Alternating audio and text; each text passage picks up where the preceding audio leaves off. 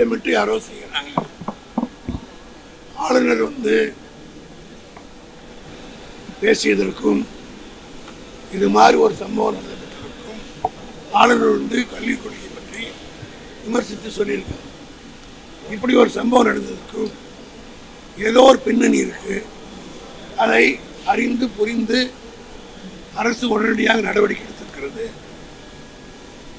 உடனடியாக இது மாதிரி நடக்கக்கூடாது. நான் கூட பேசுகிற போது குறிப்பிட்டேன். ஆகவே இந்த மாதிரி சில புல்லுரிமைகள் அங்கங்கே வருவாங்க.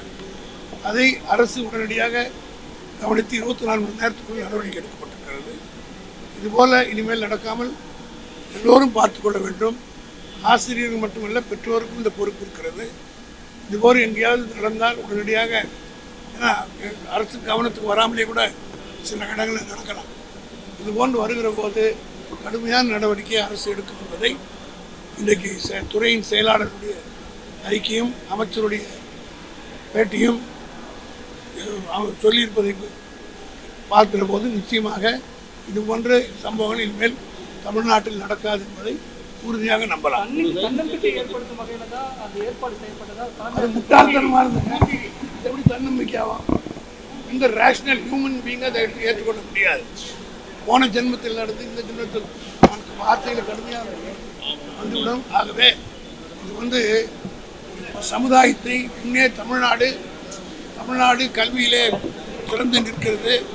இந்தியாவிலே நம்பர் 1 மாநிலம் தமிழ்நாட்டிலே கல்வியிலே முதலிடம் பெற்றிருக்கிறது என்பதை ஜீரணிக்க முடியாமல் சில சக்திகள் இதை கெடுக்க வேண்டும் என்ற நோக்கத்தோடு செயல்படுகிறார்கள். ஒரு பொழுதும் இது பெரியார் பிறந்த மண், அண்ணாவால் பக்குவப்படுத்தப்பட்ட மண், கலைஞரால் வழிநடத்தப்பட்ட மண், இன்றைக்கு தளபதி மு.க. ஸ்டாலினால் தலைமை தாங்கி நடத்தப்படுகிற மண்.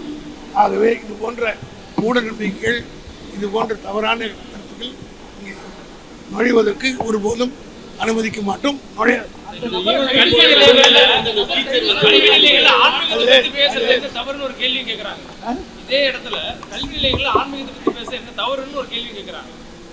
பேசக்கூடாது. அண்ணா முதல் ஆட்சிக்கு வந்தவுடன் கவர்மெண்ட் ஆஃபீஸில் இருக்கிற எந்த கடவுளுடைய படமும் இருக்கக்கூடாதுன்னு எடுத்து உத்தரவு போட்டதுதான் திமுக.